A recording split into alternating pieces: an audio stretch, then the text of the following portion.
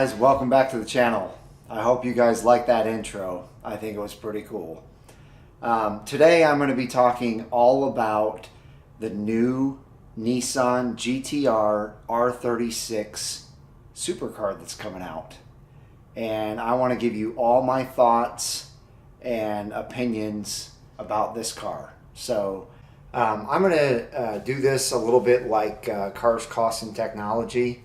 I think Robert does an excellent job at all of his videos by just basically showing what's there, or showing the facts, showing whatever he's talking about, and just using his voice. And so I wanted this intro to be like this, but from now on, all you're going to hear is my voice.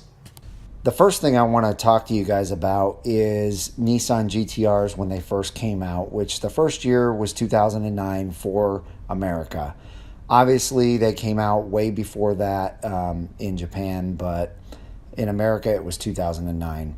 When it first came out, this car had 480 horsepower and 430 foot-pounds of torque, which was obviously very, very good for that time. And it proved itself very quickly, doing 0 to 60 in 3.2 seconds, the quarter mile in 11.6 seconds at 120 miles an hour, and also had a very high top speed of 190 miles an hour. So this car right off the bat was already a beast, and that's why they gave it the nickname Godzilla. The second year wasn't very impressive. They didn't really do any upgrades except for 5 horsepower. So it went from 480 to 485 from 2009 to 2010. That's really all they did. 2011, there was no horsepower upgrade. They did go ahead and do some other updates, though, on the transmission and the suspension, which made it handle quite a bit better. And obviously, that helped in track situations. Which, by the way, guys, this car was built for the track in Japan many years ago, and that's basically what this car is a track car. In 2012, however, they gave it quite a bit of a horsepower jump. It went all the way from 485 all the way up to 530, and then the torque went from 434 all the way to 448, which, if you ask me, that's a pretty good substantial jump in horsepower, and so, you know, they gained a little respect there. In 2013, though, they bumped it up again. They gave it 15 more horsepower, and so it went from 530 horsepower up to 545. The torque also got a boost from 448 all the way up to 463. And the 0 to 60 dropped from 3.2 seconds all the way down to 2.8 seconds, which is actually very respectable and quite incredible.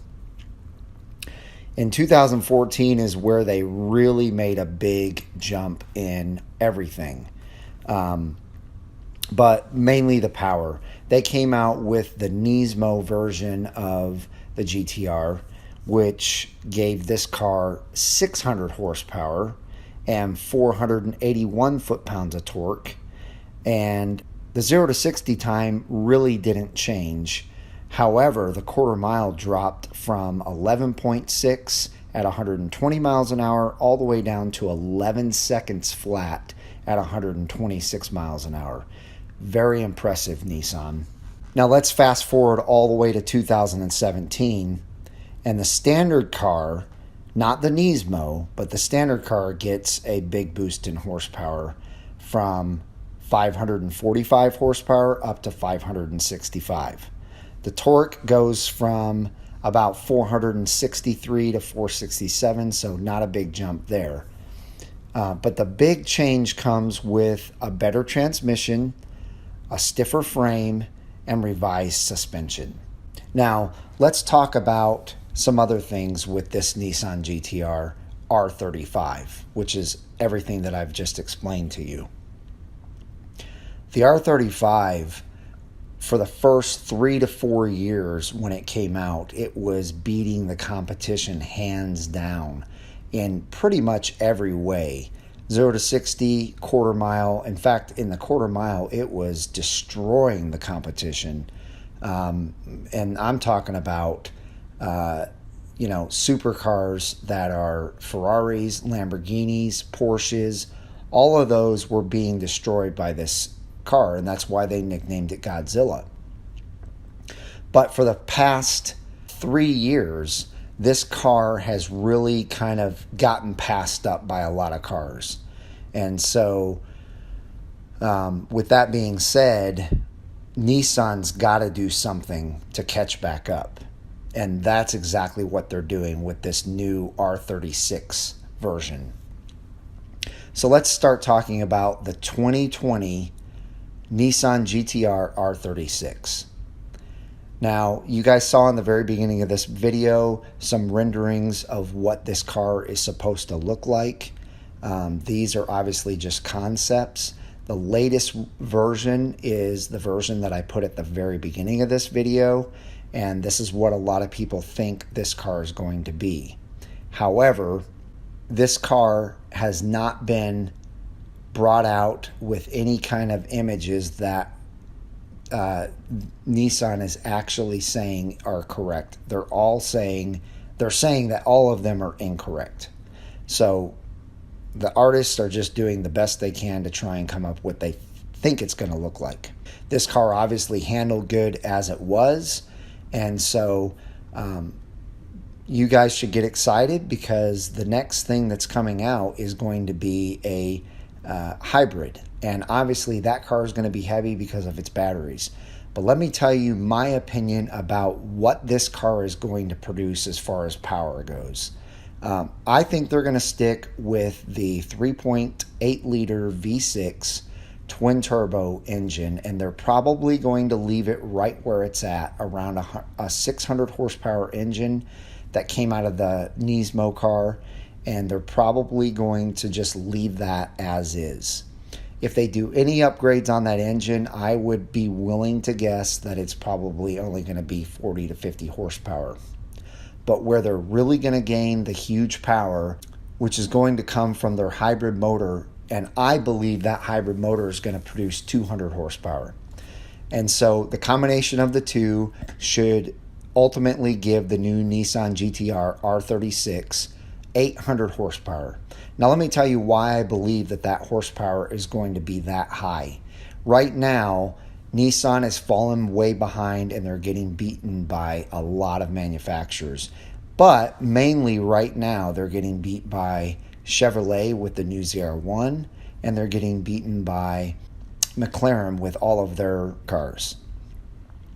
And so Nissan's got to do something big. They're claiming that they're going to be the fastest supercar in the world when this new one comes out. And so just using common sense and logic, this tells me that they're going to have to surpass the ZR1 horsepower, which is 755 horsepower. So they're going to go ahead and just go all the way to 800 horsepower.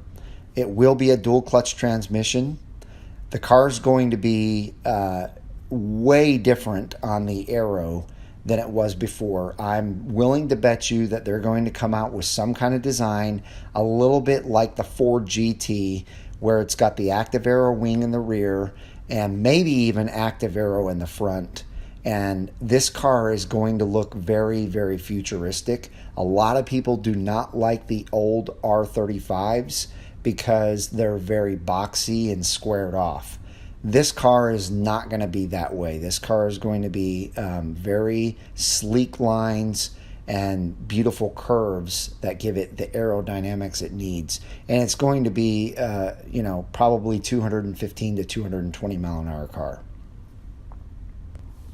I believe that they're going to use a lot of carbon fiber on this car, but not too much that it runs the price up too high, because they need to do everything they can to keep the cost down on this car, but they also need to do everything they can to keep the weight down on this car.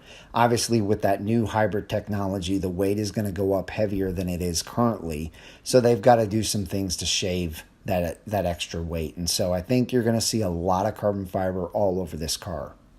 Let's talk about how much I think this car is going to cost. Right now, to get the Nismo GTR, you're looking at about $160,000.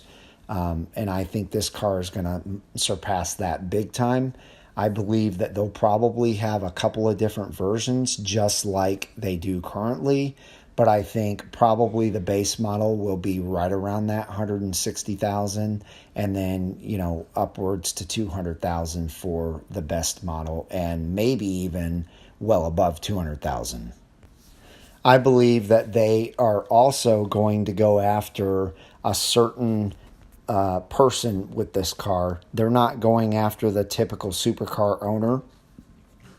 I believe that they're going after the guy who wants to brag to all his friends that he got the new Nissan GTR and that it can beat anybody out there on the road.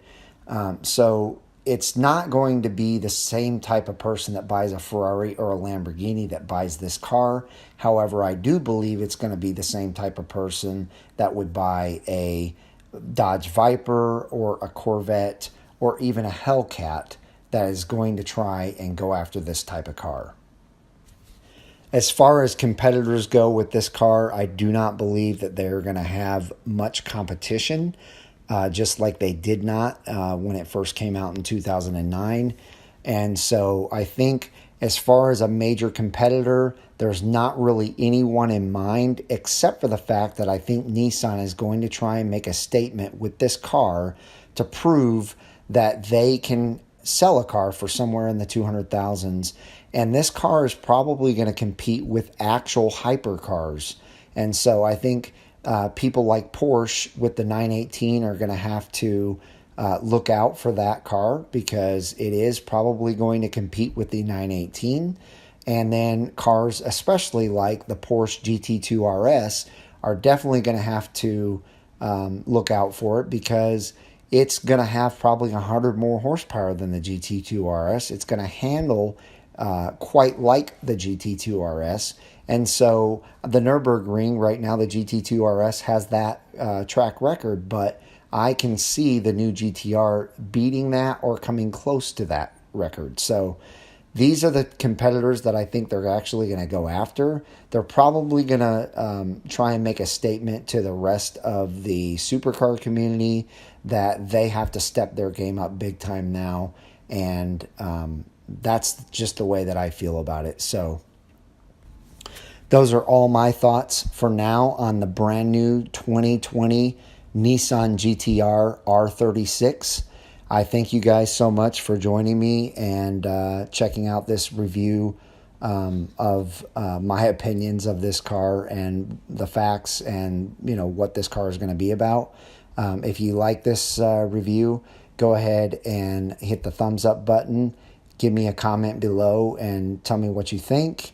And obviously subscribe to the channel and hit the little bell button for the notifications. Thanks, guys. You have a wonderful rest of your week.